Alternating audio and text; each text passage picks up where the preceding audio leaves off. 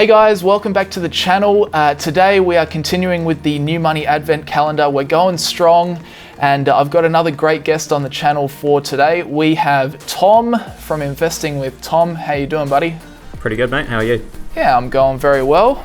That mow is looking, I don't know, how do you describe something like that? Luscious. Joyful. I don't know. Lush.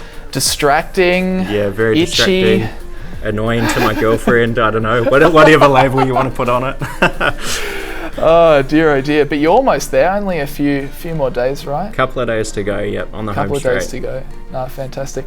Well, in this video, guys, we're going to be talking about Berkshire Hathaway, which is obviously Warren Buffett's company, because I feel as though a lot of people, they know that Warren Buffett's the world's best investor. They know that Berkshire Hathaway is Warren Buffett's company. But when they get probed, well, what is Berkshire Hathaway? It's a little bit hard to understand. So we've got the GOAT YouTuber to talk about the GOAT investor today. And we're going to break down Warren Buffett, his company Berkshire Hathaway, and also talk about what happens when Warren Buffett decides to step away from his top spot at Berkshire Hathaway, because obviously a lot of people are invested in Berkshire just for him, right? I mean, you probably interview 100 Berkshire Hathaway shareholders and say, why are you invested? And a lot of them probably say, oh, because Warren Buffett. Yeah, for sure. I think a lot of people have sort of just treated it like a savings account over the years. They've kind of continued to put money towards and to just kind of give it to Buffett, and then they don't have to think about anything, and they can like live their lives and just have, Buffett. It's so true. Away. Buffett's just like their financial advisor, like their investment manager, I suppose. Yeah, for sure. It's a stock that has like abnormally low trading volume because people just buy it and hold it forever, kind of thing. So it's kind of crazy. It's like like long-term savings kind of thing. So I want to start at the start, and I noticed that you've recently done an awesome article on this, and this is why we want to talk about this today. I want to probe and probe into your brain and draw out all of these Berkshire Hathaway facts that you've been learning about. So I'm curious as to how kind of Berkshire started, and then from where it started, kind of how it's grown into what it is today, because I feel like that's probably the best way to actually understand what this business is, right? Yeah, for sure. Well, I guess if you go right back to the start of when Buffett first got involved, we're talking like the 1960s here. So he's been in the business for an incredibly long time. And many people will probably know Buffett's sort of original investing strategy. It was very Ben Graham, just look for, low quality businesses. It doesn't really matter if they're earning any money or anything, but they're just extremely cheap. That's the cigar butts, right? That's cigar butt investing, exactly, yeah. So I guess Berkshire Hathaway basically started out as a cigar butt. It was sort of one of these statistically cheap stocks that Buffett was looking at. So it was trading below working capital. So if you take, for example, all of the current assets and current liabilities, like cash and inventory versus debts that are due this year and that kind of stuff, it was trading at less than that amount. So it was like extremely cheap. You got the business, if it was profitable, was free. All the assets were free. It was like unbelievably cheap. So that's kind of how Buffett first got involved. It was basically like a lousy textile mill kind of business that was slowly sort of liquidating assets because the business was kind of going downhill over time. Right. And then it was kind of unusual. So Buffett sort of invested in it as a cigar butt originally. He then came to a deal with the management at something like $11 per share. They were going to buy Buffett shares off him for, and he was going to kind of bank a small profit and kind of move on and look for the next cigar butt. But when he saw this offer turn up, they basically cheated him out of about $0.125 per share, like 12 cents per share or something. So they're trying to do the dodgy. And Swifty on Warren Buffett. Absolutely, yeah. And he kind of just got really angry and basically just started buying more and more stock, took control of the company in the mid-1960s and booted out the management and kind of started building it himself from there. So that's hilarious. What a story. To me, to be honest, if someone said, yeah, that's really what Warren Buffett did, I'd be like, no, that's not no. Yeah. It's kind of funny that it happened that way. Yeah, it's definitely pretty uncharacteristic. And if anyone's ever watched the HBO documentary on Warren Buffett, it kind of talks through the story. And Buffett, I don't think sort of realized at the time when he was sort of making that takeover move, but I think his father had just recently passed away, like literally a few days beforehand. So potentially that's what kind of made it like an out of character sort of right? A little bit, maybe a bit more emotional than what he would normally be. Yeah, for sure. Because he is the master at controlling his emotions and just not being fazed by anything, which is crazy. So it starts out as this. Well, he buys in, he takes over the company. This, he's essentially bought this textile business that's slowly but surely going bust, and now it's, I don't even know, one of the largest companies in the world, and one of the most respected companies in the world. How does it get from a dying textile business to where it is today, where everybody just loves it? Yeah, sort of one step at a time, I guess. So basically what he did is he took this lousy textile business and basically started selling off some of the assets. So he did actually keep the textile business running for about 20 years to a small extent, but essentially he was slowly kind of shrinking it down, selling off these assets, basically at a like fire sale price. He was just getting rid of them, and essentially he just started putting that money into new businesses. So he started out still probably investing in other cigar butts, but slowly moved towards these higher quality businesses. Got into insurance, started working with Charlie Munger, and just sort of kept purchasing business after business, and this made this sort of profitable engine start to get going, and then it was just compounding away. So he'd buy one business that sends him some dividends and makes him some money and so on every single year. He then takes that money, buys another business, and just kind of repeats the process for decades, basically. Yeah, it's the compounding effect, but not just through stocks, by actually just buying the whole company. And then you make, your, I guess, conglomerate, Berkshire Hathaway, makes more, buys the next big thing, you make an even more, buy the next big thing, until now where Berkshire Hathaway is quite obviously a very large company, but very diversified. And I also find that the sheer, the fact that Buffett's been here and just doing this same approach for decades has meant that for new investors looking at Berkshire right now, it can be quite daunting because they own a lot of diversified businesses in different industries. They own a gigantic share portfolio, which has like 50-something stocks in it. So I guess if a new investor is coming in and looking at Berkshire Hathaway for the first time, what is your best way of explaining to them what Berkshire Hathaway actually does? Yeah, sure. So I guess they're still trying to run this compounding engine. So they've still got this collection of businesses. They build up a huge pool of cash, which every time that number comes out each quarter, it's always a huge news story. Like Buffett's got so much cash at the moment.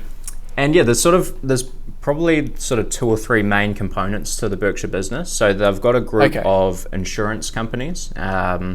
These insurance companies have sort of poured fuel on the fire to grow Berkshire really fast, probably over the past few decades. Basically, and I think like Buffett refers to the insurance business as like the engine, like the core of Berkshire Hathaway. Is that right? Yeah, for sure. So I mean, Buffett had going way back to the 60s or 70s again, discovered this business called Blue Chip Stamps, which is not an insurance company. They basically gave you like reward stickers when you went to gas stations and stuff like this, and you could kind of like flybys here in New Zealand. I'm not sure what you guys have in Australia, but same. Yep. Yeah, cool. So basically that was an okay business, but he discovered this idea of float. So people are out there with these tickets that have value, and the store owners that give away these blue chip stamps or these flyby points sort of pay Buffett, who owns the company, in the meantime, and he sort of builds up this pool of money that he can just kind of use in the meantime until these points are redeemed.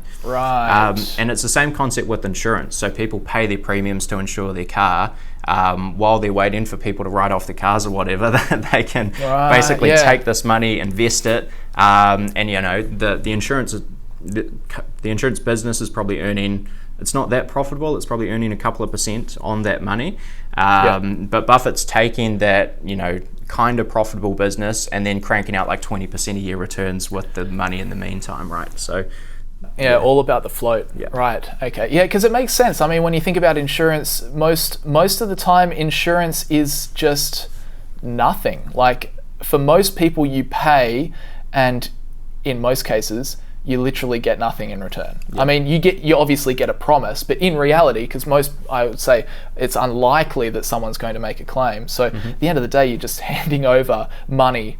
That's the reality of it. Yeah. So it starts with this, insurance business, pumps out float, and then what are the other areas of Berkshire's business? Yeah, sure. I guess so at all times with that money, Buffett's sort of looking for the best use of that cash. So sometimes he's buying into public stocks. That's where he, bought into the Coca-Colas in the 80s, the Apples of the world, the banks, more recently the pharmaceutical companies, all that sort of stuff. He's also bought quite a lot of private businesses. So they own something like 70 or 80 private businesses now, which is enormous. But there's probably a couple of key segments. So the insurance being a big chunk of it. The next one is Berkshire Hathaway Energy. So they have quite a few different, basically utility companies that provide power to people.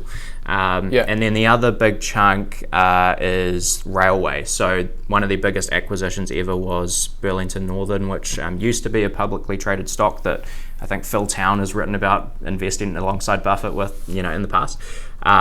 So Buffett essentially acquired that whole business for, I forget the purchase price, but tens of billions of dollars we're talking here. So those are sort of the core areas of Berkshire.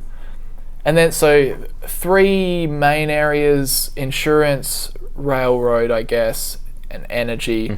But then the other thing to factor in is these are businesses that over time Buffett has bought outright and added them to the Berkshire family.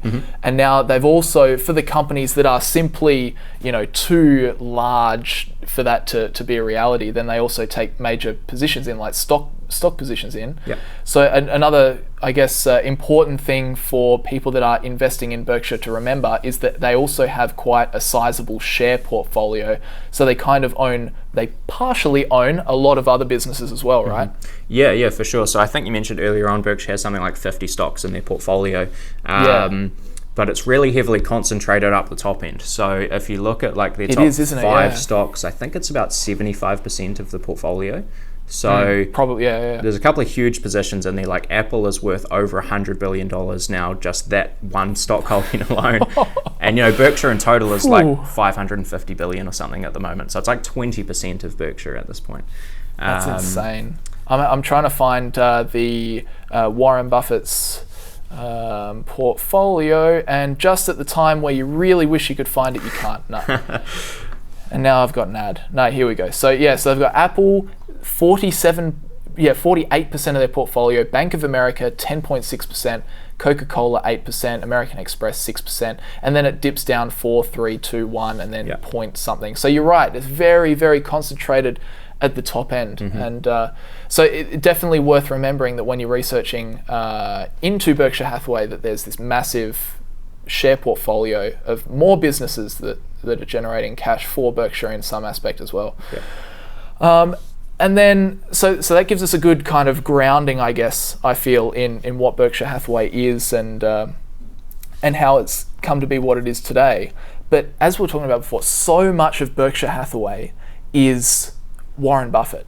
I mean, the identity, not even just in the media or whatever, but even in the businesses that they own and the share portfolio, the whole identity of those businesses in the portfolio is Warren Buffett. Like, it's Warren Buffett's circle of competence. It's Warren Buffett's, his interests and whatever. But he's also like, he's a 87, 88-year-old dude, and Charlie Munger, I can't remember, what's Charlie Munger's official... I think Warren's actually 90 now. And he's 90? Yeah, and Charlie's 95 maybe? 95, that's insane. Yeah. So they're getting on, and we wish them well, and we wish them a long and happy life, but I figure there's got to be a point at which, you get... I mean, let's be real here, as you age, your cognitive function slowly declines over time. So I actually feel that there will be a point of time where Warren and Charlie actually do say, you know what, it is time for us to step down. We love what we do, but it is time for the next people to come through and take the reins.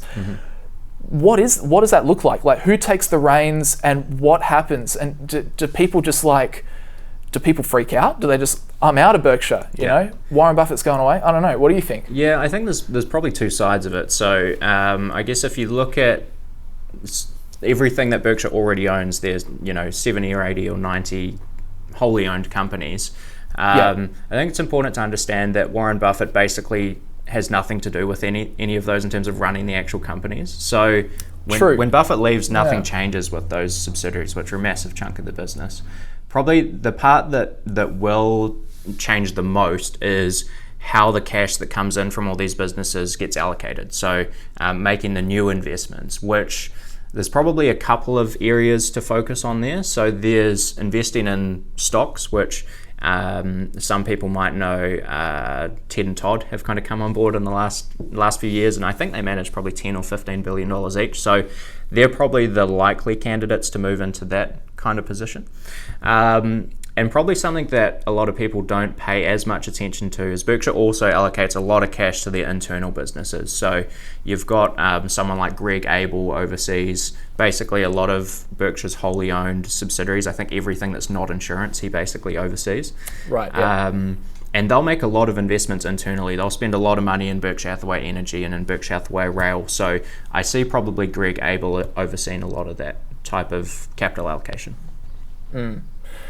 I definitely think though, like despite the competence of the succession plan, I still feel like if Warren Buffett were to pass away or to step down, man, the stock, I feel sorry for those shareholders, because I feel like it'll just be inevitable that stock will crash. I don't know. Or do you think that Berkshire Hathaway shareholders, especially those that are long-term, holders of the A shares or whatever, they're very much aware that that they'll stay the journey regardless of who's running the business, I suppose. Do you reckon they would do that? They'd be switched, or do you reckon you'd just see a massive stock crash? I don't know. Bit of speculation. I think, I'll give you a speculation. I think that for the most part, Buffett has been really good at communicating to his investors what's going to happen after he's gone, and that's a good point. I've been reading Berkshire Hathaway's shareholder letters right back to when they started, and he was talking about this in the 80s. Like he's been talking about when he was, I don't know what the maths is on, when he's 50 years old. He's like 50 or something. He's like, if I die tomorrow, this is what's going to happen. So he's been very clear on that, and it's gotten more likely that something's going to happen, obviously, in later years. So I think on one hand, he's been really good at communicating to his shareholders on what will happen. And I think on the other side of it, you've potentially got people that have invested in Berkshire maybe just in the last few years that might not understand that as well. So potentially those types of people are sellers, at least in the short term. Yeah. All right, I'm going to finish this video by asking you the ultimate question to round it out. Go for it. If you were a Berkshire Hathaway shareholder and Warren Buffett stepped down or no longer running the company, would you still hold your Berkshire Hathaway shares, or would you move that money somewhere else because you really just wanted Buffett to manage it? What would you do? I would hold. That's my answer. You'd hold? You'd have faith? Yeah, I've got faith that the underlying operating businesses are going to still go okay. I think even if Buffett was at the helm, there's potentially less, opportunities for him to make massive investments, but they've started moving into more share buybacks and things recently. And I think it's, if you look at something like a price to book value metric, for example, which has for a long time been Buffett's sort of proxy for intrinsic value for Berkshire, it's trading a lot lower than it has in the past. So potentially a lot of that is already priced in, Maybe could it's argue. Priced in. So personally, I'm holding. Yeah, no, fair enough. Because I think that, while obviously Warren Buffett, the biggest name in investing, and that's definitely going to have some impact. It's important, I guess, as value investors to remember that you're not. Yes, you are partly investing, I suppose, because of Warren Buffett. But at the end of the day, we're buying a business, right, with cash flows. And the way I see it is that, another example I would use would be a Tesla and an Elon Musk. That kind of is similar, where, so much of Tesla is, Elon Musk. And what would happen if Elon Musk walked away and did something different? But at the end of the day, as a Tesla shareholder, I would still definitely hold my shares, because at the end of the day, yes, Elon's great and he does wonders for that business, but at the end of the day, the business itself is still a fantastic business that's, set up by Elon. And, it's like Buffett and people like Elon, they put the building blocks in place. And I think Bill Gates was like this before he stepped down as well.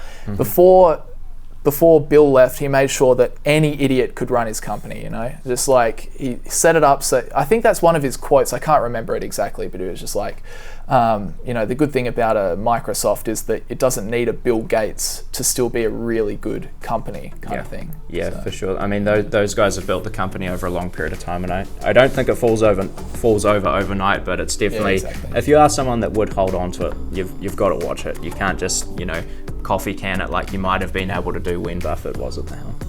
Yeah, exactly. Thanks very much for joining me, man. No worries at all. Appreciate you having me. Enjoy the rest of your weekend. What's the plans? Going fishing? I wish. I'm planning to take about a month off in January, so I'll be doing lots of fishing then. But still nice. Pretty busy times over the next few weeks. Yeah. Oh, thanks very much for coming on the channel, and enjoy your holidays when they come up. No, will do. All right, see you, mate.